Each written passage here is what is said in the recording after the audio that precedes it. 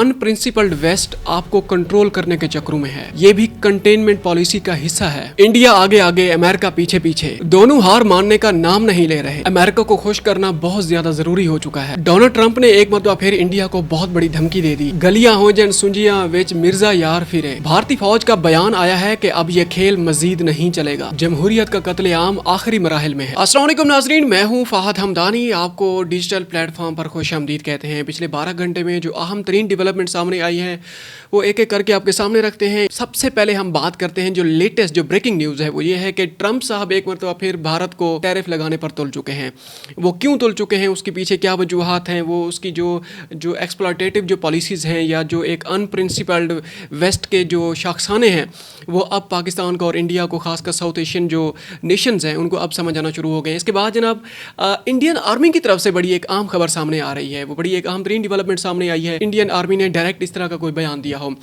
सबसे आखिर में हम जनाब बात करेंगे तहरीक इंसाफ और हुकूमती जो हलके हैं उनकी तरफ से बड़ी एक बयानबाजी जारी है। उनकी जो हुकूमती हलके हैं उनने क्या बयान दिया है और जो अपोजिशन है खासकर तहरीक इंसाफ, उसके बारे में एक अहम तरीन खबर है। इन सारी खबरों को हम एक एक करके इवैल्यूएट करेंगे आखिर में। सबसे पहले हम बात करते हैं जनाब एक मरतबा फिर डोनाल्ड ट्रंप साहब भारत पर टैरिफ लगाने पर तुल चुके हैं। अब एक और जनाब खबरें सामने आ रही हैं। ट्रंप साहब ने कहा है कि अगर भारत आइंदा रशिया के साथ अपनी जो मसनूआत हैं, खासकर तेल की जो ख़रीदारी है, उस पर उसने कंप्रोमाइज़ नहीं किया, उस पर उसने जनाब उससे पीछे ना हटा, तो हम इस पर मज़ीद टैरिफ आयद कर देंगे। उसकी जो तफसीलात सामने आई हैं, ये पिछले 6-7 घंटे की तफसीलात हम आपके सामने रखने लगे हैं। ये जो खबर सामने आपके रखने लगे हैं। अमरीकी सदर ने अपने पैगाम में कहा है कि भारत के मौजूदा 25% टैरिफ में इजाफा किया जाएगा। सदर ट्रंप ने कहा कि भारत अच्छा तिजारती पार्टनर नहीं, भारत रूस से तेल की ख़रीदारी जारी रखे हुए है और इस तरह वो यूक्रेन में जंगी मशीन को ईंधन फराहम कर रहा है। इसको बाद में इवैल्यूएट करते हैं ये जो उन्होंने बयान दिया है। पहले आपके सामने खबर रखते हैं। ट्रंप ने कहा है कि भारत ऐसा कर रहा है और मैं इससे खुश नहीं हूँ।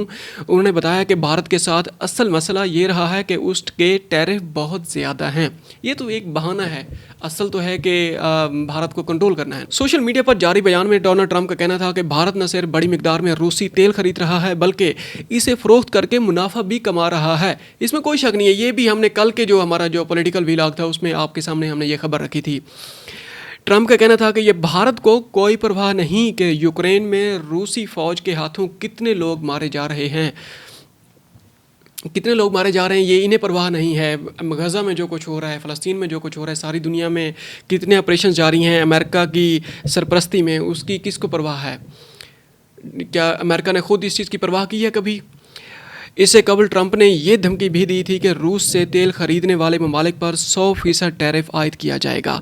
अब ये जो नई बयानबाजी सामने आई है, अब इस चीज़ से अंदाज़ा लगाएं अमेरिका को जिस तरीके से इंडिया ने शॉक दिया है। इंडिया के पास डेफिनेटली कोई प्लान था, उसकी मजबूत मईशत थी और वो टैरिफ जो पॉलिसीज़ हैं, जो एक टैरिफ वार है, उसके जो शॉक्स हैं वो उसको बर्दाश्त करने की उसके अंदर अहलियत थी, जो कि मगरब को पसंद नहीं है। ट्रंप साहब जो है ना वो जनाब बिफर गए, वो बिल्कुल ही वो लाल पीले हो गए हैं। उन्होंने बाकायदा तौर पे कल जो बयान जारी किया है कि हम 25%, 24% और टैरिफ आयद करेंगे। बल्कि उन्होंने ये भी धमकी दी है कि हम जो ममालिक जो रशिया से तेल परचेज़ करेंगे, ट्रेड करेंगे रशिया के साथ, हम उस पर 100% टैरिफ आयद करेंगे।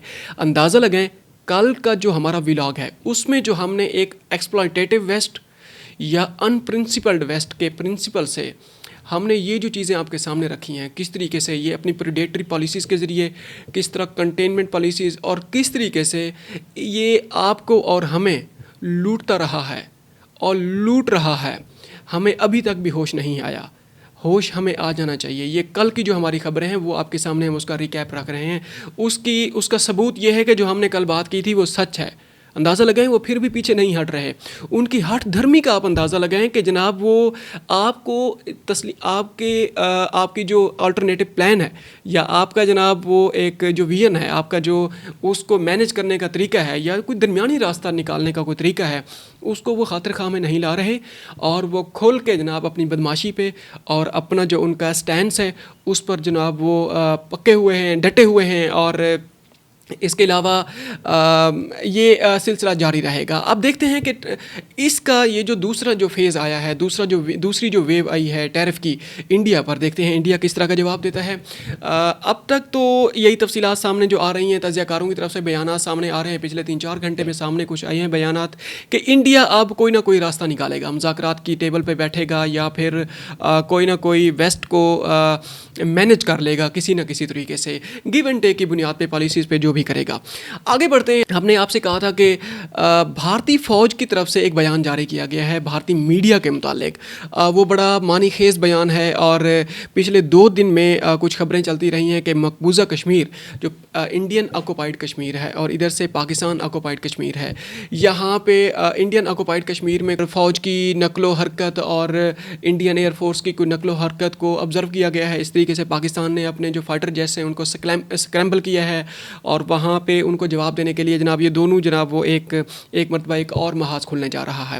اب جناب یہ انڈین میڈیا نے خاص کر جو اس کے جو لیڈنگ چینل ہیں، گوسوامی صاحب اور یہ باقی جو دوسرے چینل ہیں، انڈیا ٹوڈے، ANI، سب نے جناب اس کو رپورٹ کیا ہے کہ یہ خبر انہوں نے رپورٹ کی ہے.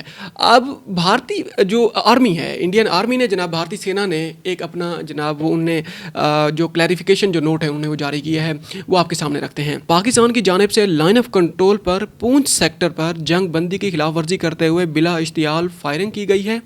پونچھ سیکٹر جو آزاد کشمیر میں سیکٹر ہے، یہ میڈیا پر یہ خبر نشر ہونے کے ساتھ ہی متعدد بھارتی صحافیوں نے بھی سماجی رابطے کے پلیٹ فارم ایکس پر اس حوالے سے ٹویٹ کی ہے. یہ کل سارا دن پہلے یہ جو تازہ خبر تھی، اس پر بڑا بھونچال رہا ہے اس پر، سوشل میڈیا کی جو ویب سائٹ ہے، پلیٹ فارم ہے ایکس پر.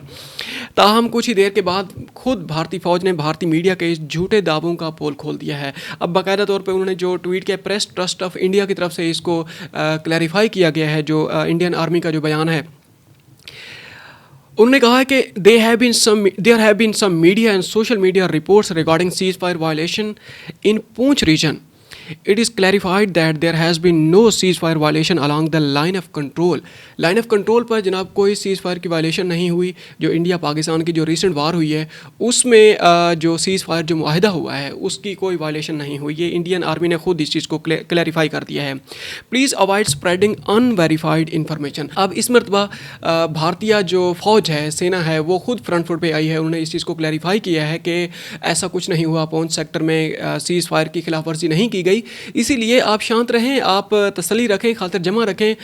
ایسی ویسی کوئی خبریں سامنے نہیں آ رہی، اور پاکستان نے سیز فائر کی کوئی خلاف ورزی نہیں کی ہے. اب تک یہ ساری انڈیا کی طرف سے یہ ساری خبریں تھیں. اب پاکستان کا رخ کرتے ہیں.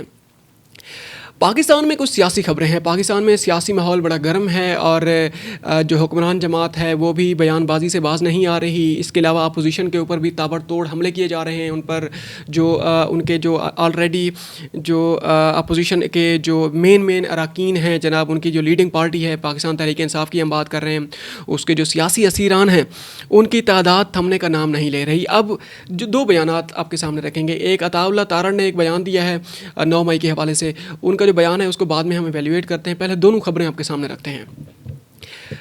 جناب وفاقی وزیر اطلاعات عطاء تارڑ نے کہا ہے کہ 9 مئی کو PTI نے جو حملے کیے سارے چہرے شناخت کیے جا سکتے ہیں.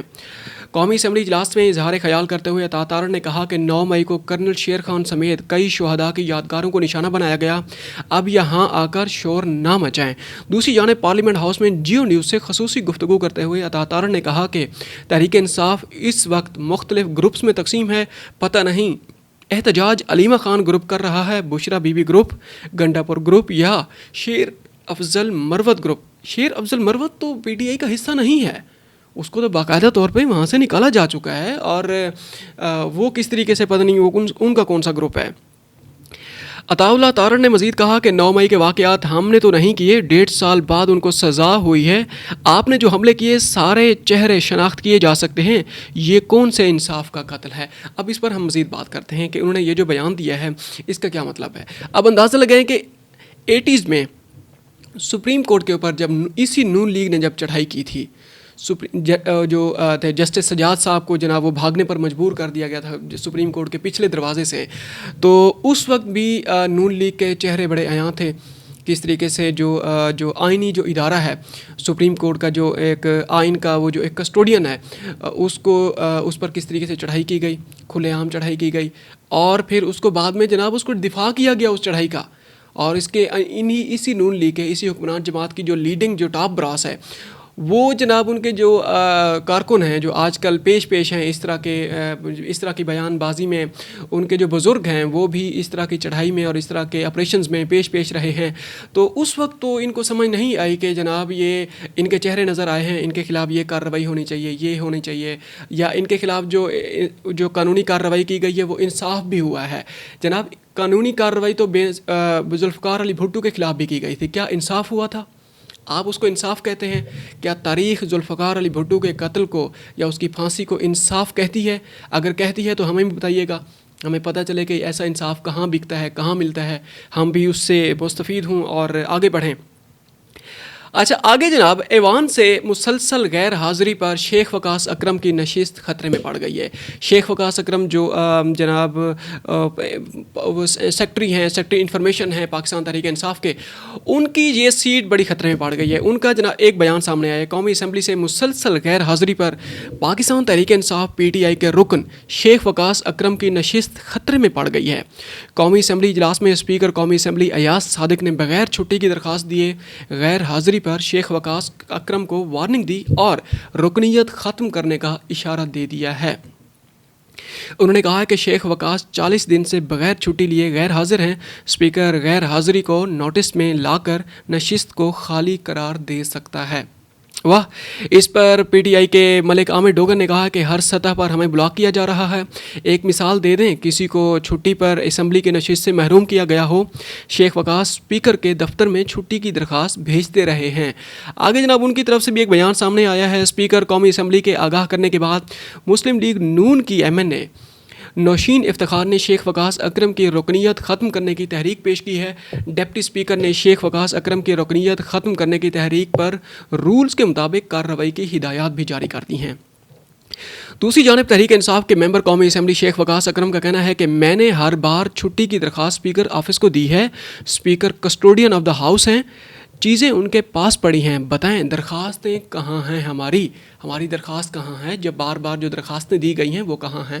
اب جناب یہ بہانہ بنایا گیا ہے. کس طریقے سے جناب کوئی بہانہ بھی ہاتھ سے نہیں جانے دیا جا رہا کہ جناب اپوزیشن کو رگڑا جائے. اپوزیشن کو جو آج کل جس نیچر کی سزائیں مل رہی ہیں، اور ایک فیصلہ آتا ہے جناب ادھر سے جو الیکشن کمیشن ہے وہ بالکل اپنا جناب وہ پرنٹ نکال کے بیٹھے ہوتے ہیں کہ اس کے اوپر بس سگنیچر ہوتے ہیں اور وہ جناب ریلیز کر دیا جاتا ہے وہ نوٹیفیکیشن کہ اس کو جناب فلانا جو MNA ہے یا MP ہے اس کو نااہل قرار دیا گیا ہے، سیٹ خالی ہو گئی ہے. اگلے الیکشن کا اعلان بھی کر دیا جاتا ہے اسی وقت.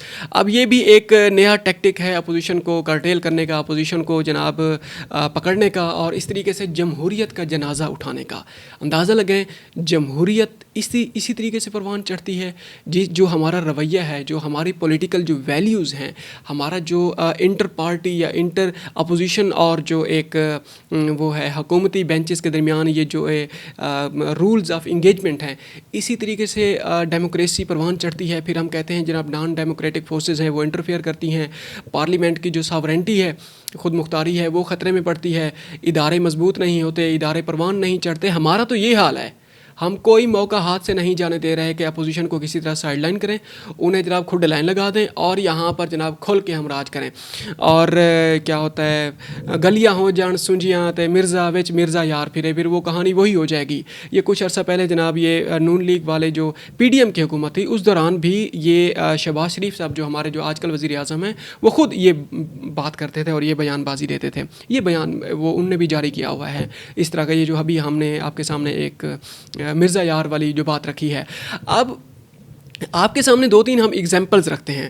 تھوڑی دیر کے لیے آپ سوچیں، چودھری نثار نے MPA شپ کا الیکشن لڑا تھا پچھلے الیکشن میں. انہوں نے پورے الیکشنز میں پوری جناب حکومتی ٹینیور میں MPA شپ کا حلف ہی نہیں لیا. اس کو نااہل بھی نہیں قرار دیا گیا، سیٹ خالی نہیں کی گئی، اور آخر تک جناب وہ MPA رہے حلف لیے بغیر. اسی طریقے سے ہم ایک اور مثال آپ کے سامنے رکھتے ہیں. میاں محمد سومرو صاحب ایک جناب وہ گزرے ہیں، MNA گزرے ہیں.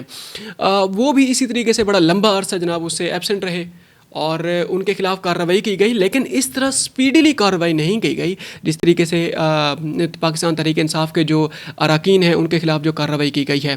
اور ایک دو اور بھی ایگزامپلس ہیں ہمارے سامنے۔ اسحاق ڈار صاحب آپ دیکھ لیں، اسحاق ڈار صاحب جناب سینیٹر بن چکے تھے، لنڈن میں تھے تحریک انصاف کے دور حکومت میں، اور پتہ نہیں کتنے سال وہ باہر رہے، انہوں نے کوئی حلف ہی نہیں لیا، وہاں پر وہ مفرور رہے، اشتہاری رہے، وہ ایک علیحدہ بحث ہے، قانونی فیصلے تھے یا جو بھی تھے، اس میں بھی بہت سارے شکوک و شبہات ہیں یا اس طرح کی بہت ساری قدغن ہے قوانین کے معاملات میں، ان کے خلاف جھوٹے کیسز بنائے گئے یا جو بھی ہے جناب۔ یہ بھی ہمارے سامنے ایک ایگزامپل ہے کہ کتنا عرصہ، کتنے سال جناب اسحاق ڈار صاحب بغیر حلف لیے سینیٹر رہے۔ اب تک کے لیے اتنا ہی، ملتے ہیں ایک اور ولاگ میں۔ تھینک یو ویری مچ، اپنا خیال رکھیے گا اور ہمارے چینل کا بھی خیال رکھیے گا۔ اگر آپ کو ہمارا کنٹینٹ پسند ہے تو ہمارے چینل کو سبسکرائب کریں اور اپنے دوستوں کے ساتھ ہمارا کنٹینٹ شیئر کریں۔ ملتے ہیں ایک اور ولاگ میں۔ تھینک یو ویری مچ، السلام علیکم۔